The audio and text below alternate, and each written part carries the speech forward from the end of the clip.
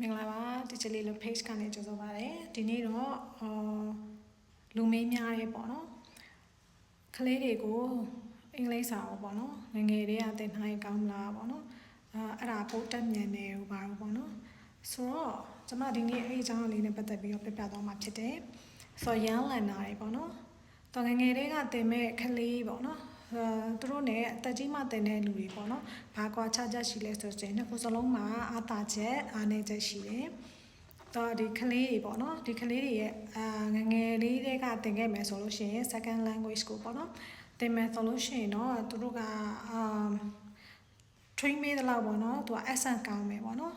ဆိုတော့ pronunciation နဲ့ accent တွေကောင်းမယ်ဒီဘက် older learners တွေပေါ့နော်သူတို့ကကြတော့ငယ်တော့ပေါ့နော်သိခဲ့တဲ့အမှားတွေပေါ့နော်အမှားတွေသိခဲ့တယ်ဆိုလို့ရှိရင်ကြီးရဲ့ခါကြလို့ရှိရင်တို့ error correction လုပ်ရတယ်အဲ့တော့အဲ့ဒီတော့အချိန်ယူရတယ်ပြီးတော့မှမှန်ဘက်ပြန်သွားတာပေါ့နော်ဆိုတော့ error correction မှန်ဆိုတော့အချိန်တော့ကြာမယ်တို့ရဲ့အဆင့်ကလည်းမကောင်းနိုင်ဘူးပေါ့နော်အဲ့ဒါမျိုးလေးရှိတတ်တယ်ဒီဘက်ရန်လာနာမှာဆိုလို့ရှိရင်တော့ကလေးတွေက speaking နဲ့ listening ကောင်းနိုင်တယ်သူတို့အားတာတယ်ပေါ့ဒါပေမဲ့ grammar ဆိုလို့ရှိရင်တော့သူတို့အားနေတတ်တယ်I like apple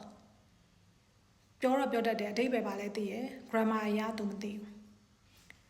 ဒီဘက် older learners တွေပေါ့နော်သူတို့ကကြတော့ grammar ကောင်းတယ် grammar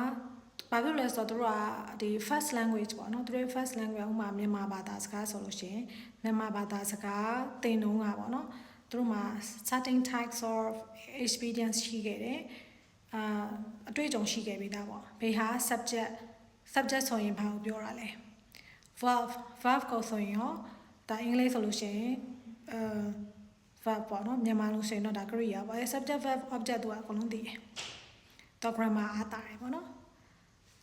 ပြီးတော့နောက်ထပ်အားတာချက်ကကြတော့ reading နဲ့ writing literacy ဘိုင်းမှာတို့ဟိုအားတာတယ်ဒါက older learners တွေပေါ့နော်younger learners တွေကိုကျွန်တော်တို့သင်တဲ့ခါကြလို့ရှိရင်ဒီ story တို့ songs တို့အဲ့မျိုးလေးထည့်ပြီးတော့သင်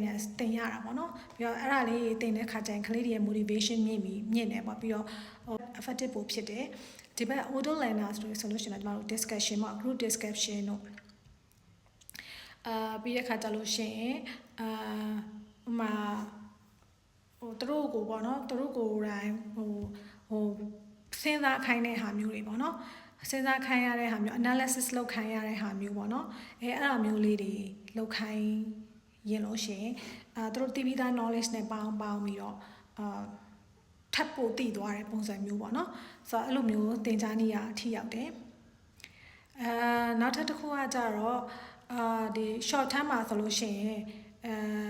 short term နေနဲ့ကြည့်လိုက်မယ်ဆိုလို့ရှိရင်ပေါ့နော်ဒီဘက် older learners ကသင်ယူတာပုံမြန်တယ်လို့ထင်ရတယ်ပေါ့နော်ဒါပေမဲ့ long term နေနဲ့ကြည့်မယ်ဆိုလို့ရှိရင်တော့ဒီ language ဘိုင်းကိုပေါ့နော် naturally သွားနေတာကြတော့ young learner တွေပေါ့နော် young learner တွေကလို့သွားတယ်ဆိုတော့ကျမတို့ဒီနှစ်ခုပေါ့နော်ဒီနှစ်ခုကိုကျမတို့နှိုင်းယှဉ်တဲ့အခါမှာအဖြေရပေါ့နော်ငငယ်ကတင်တာပိုကောင်းလားကြီးမတင်ရောဆိုတဲ့အဖြေကိုဖြေရမယ်ဆိုလို့ရှိရင်တော့အဲ့ဒါအဓိကမကြောက်အသက်အရွယ်တစ်ခုတည်းကိုပဲကျမတို့factor အနေနဲ့ယူလို့မရအောင်အခြားသော influencing factors တွေရှိတယ်ဆရာမပေါ့ဆရာမပေါ့နော်ဆိုတော့သူတို့ရဲ့ teaching quality ကစကားပြောတယ်ဆရာဆရာမတွေရဲ့သင်ပုံခမောက်ပြောတဲ့ strategy သုံးပုံတွေပြီးတဲ့ခါကျလို့ရှိရင်ဘယ်လောက်ထိကလေးပုံမှာ insightful feedback ပေးနိုင်လဲteaching strategy effective ဖြစ်တဲ့ teaching strategy တွေသုံးပြီးတော့သင်ပေးလားfeedback ပေးနိုင်လားတခြားလေး train ပေးနိုင်လားဆိုတဲ့ပုံမှာဒါမှမဟုတ်တည်ရယ်နောက်တစ်ခုကကြတော့practice လုပ်နိုင်တဲ့ opportunity ပေးရမယ်ပေါ့နော်ဒါဒီနှစ်ခုစလုံးအတွက်ပေါ့နော် practice လုပ်နိုင်တဲ့ opportunity ပေးရမယ်သင်ပြီးသွားပြီဒီနေ့အတွက်တနာရီပြီးသွားပြီအဲ့လိုနဲ့မရဘူးပေါ့နော်ဆိုတော့ဒါလေးတွေထပ်လေ့လာခဲ့တော့မှတကယ်ပေးအဲ့လိုမျိုးပေါ့နော်အဲ့လိုမျိုးတို့အိမ်မှာ practice လုပ်နိုင်မယ့် opportunity တွေပေးရမယ်ပေါ့နော်ခါကြတော့ကျမတို့ environment ပေါ့နော်ဆိုတော့တို့တွေကို supportive ဖြစ်တဲ့ environment လေးလုပ်ပေးရမှာနေရဒါကြီးပဲမြဲမှားနေရပဲ အဲ့လိုမျိုးပေါ့နော်ဒီမကောင်းတဲ့ negative feedback တွေအစား positive feedback တွေ constructive ဖြစ်တဲ့ feedback တွေပေါ့နော်ပြီးခါကြလို့ရှင်တို့ကိုအမြဲတမ်းကူညီပေးနေရဆိုတော့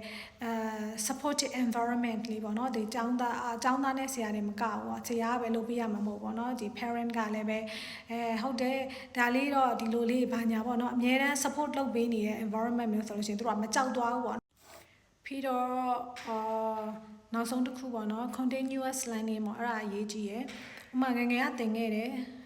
စောစောသင်တယ်ပေါ့နော်စောစောသင်တယ်3နှစ်လောက်ထဲကသင်တာဟေးဘာညာပြောတယ်ပေါ့နော်ဒါပေမဲ့10နှစ်မှရက်သွားတယ်နောက်15နှစ်မှပြန်သင်တယ်ဟဲလိုမျိုးတွေပေါ့နော်ဆိုတော့ continuous learning မရှိရင်လည်းစောစောသင်တဲ့ကိစ္စ effective မဖြစ်ဘူးပေါ့နော်ကြီးမှသင်တယ်ဒါပေမဲ့နေတိုင်းလုပ်တယ်ပြီးတော့နေတိုင်းမှာမှဟိုနိုင်ပို့လုပ်တာမျိုးပေါ့နော်နိုင်ပို့ပြီးတော့ practice လုပ်တာမျိုးပေါ့နော်အချိန်ကြာလေး practice လုပ်တယ်အမျိုးဆိုလို့ရှိရင်တော့ effective ပို့ဖြစ်တယ်ပေါ့နော်